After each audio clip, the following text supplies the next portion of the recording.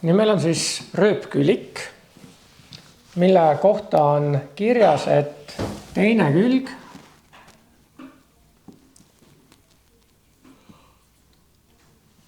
on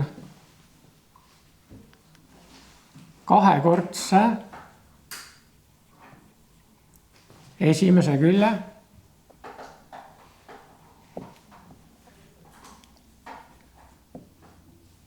pikkusest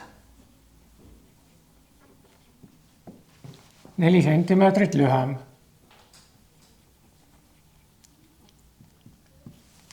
Nii, siis meil on siin teada teine külg.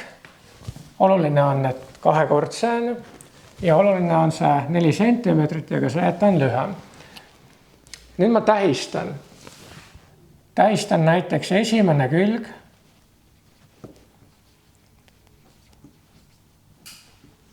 On X mul. Kirjutan siia legendiliselt välja, kuidas ma tähistan. Järelikult teine külg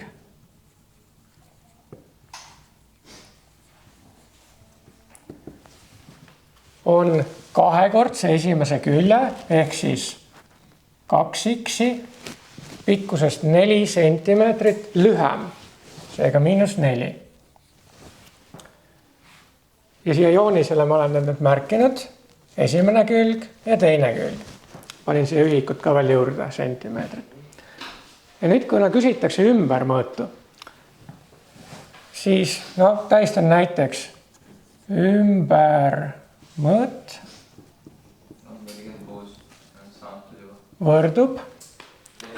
Seda küll, aga teeme kõigepealt nende kaudu avaldame selle ümbermõõdu valemi. Need korduvad. X on 2 korda ja 2x -4 on 2 korda. Seega 2 korda. Liidame kokku. X pluss 2x -4. Ja siin me saime selle ümbermõõdu valemi nüüd. Ja seda me saame lihtsamaks teha. Teen selle siin lihtsamaks. Ehk siis 2 korda x pluss 4 korda x -8.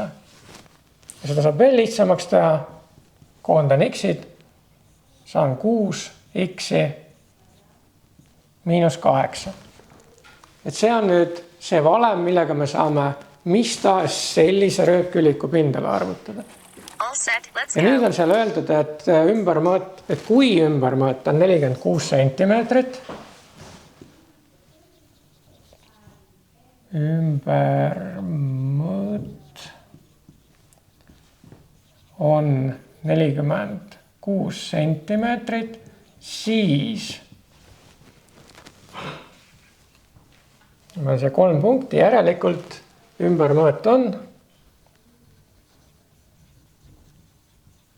Ja nüüd ma kasutan seda valemit.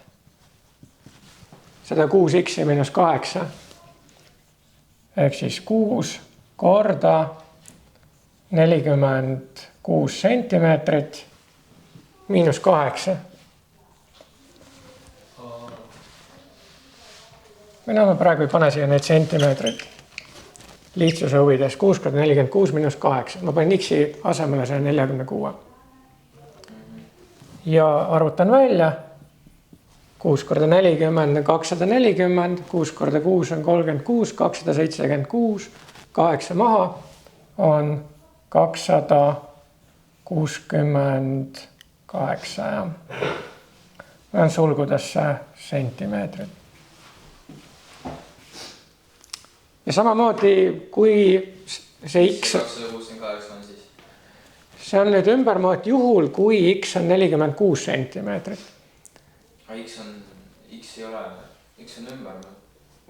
Ei, x on ühe külje pikkus. 46 ei saa olla x, sest 46 on ümbermõõt. 46 ei olegi x. Muidugi. Muidugi, väga hea tähelepanek. Nii, siis saame võrrandi.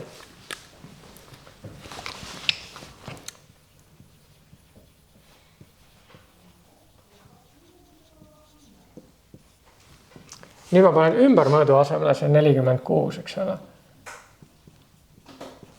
Ja see 46 on võrdne selle 6x miinus 8-ga.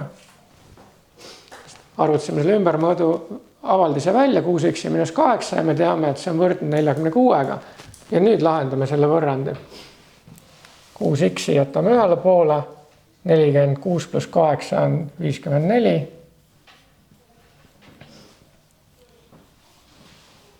Jagan 6-ga läbi ja saan, et x võrdub 9. Ja nüüd see sentimeetrid. Nüüd me saime teada ühe külje pikkuse. 54 tuli. Ma viisin selle 8 siia poole. Ehk siis mõlemale poolele liitsin 8. 46 pluss 8, 54. Nüüd on meil üks külg teada, aga küsitakse ka teist külge, eks ole. Siis teine külg, teise külje pikkus.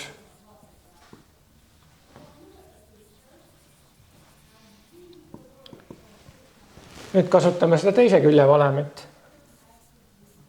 Kuna me teame, et x on 9, siis 2x on 2 korda 9. Miinus 4. 18 miinus 4 on 14.